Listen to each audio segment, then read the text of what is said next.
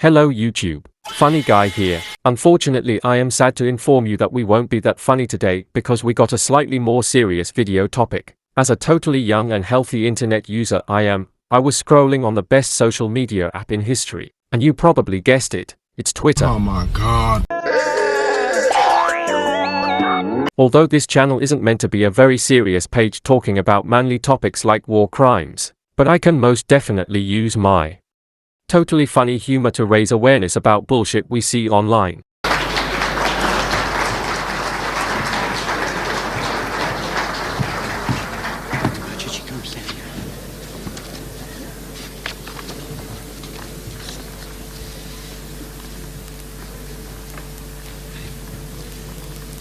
Ladies and gentlemen, we got Dr. Eli David and Jackson Hinkle. If you don't know, those two users are basically the most racist and disgusting and brain-dead users you would ever see on the internet. But why would I make such bold statements about both users? The question here is not why, but rather how I saw it.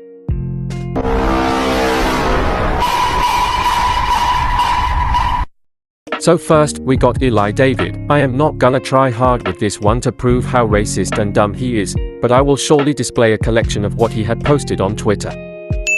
Here I am! We're playing Magic the Gathering. Want to join? Now before you accuse me of supporting Hamas, whether I do or not, I am mainly focusing on his stereotyping without context towards Muslims and Palestinians, which may lead to wrong viewpoints understood by people. Now we need to look at the word huri.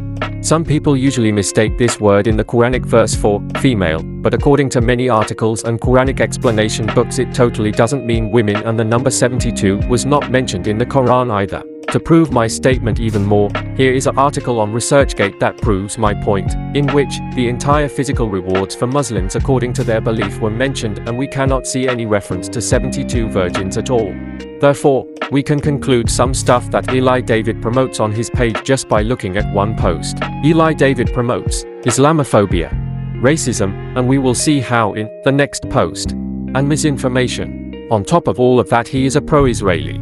It may be meaningless for our dear viewers that support Israel, but please, you think a guy that generally promoted misinformation and racism like in the previous post and this post too, would be a reliable source for such a sensitive conflict as the Palestinian-Israeli one?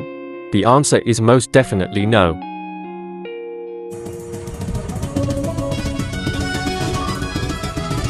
Jackson Hinkle, to start off, is a pro-Russian, and we all know for a fact that Russia is definitely not the side to support, and we all know very well why. On the 8th of July of this year, Russia bombed a kids' hospital in Kiev with absolutely cold blood and still went on to deny that it was their responsibility to handle the incident. You might ask why I brought up this subject, and I will show you this. This was Hinkle's response to what happened in Kiev on the 8th of July. I am not part of a militia to analyze the look of the missile in the videos or images, but I won't take a look on the missile, but rather on what dropped it. The strategic bomber you're seeing in the image is the Russian Tupolev Tu-160 strategic bomber. And in case you're interested, the missile in the footage is the Kh-101 missile, which is a very good match due to the fins on the missile that stabilize it mid-air. So yeah, just avoid listening to those two dudes in particular. Thank you.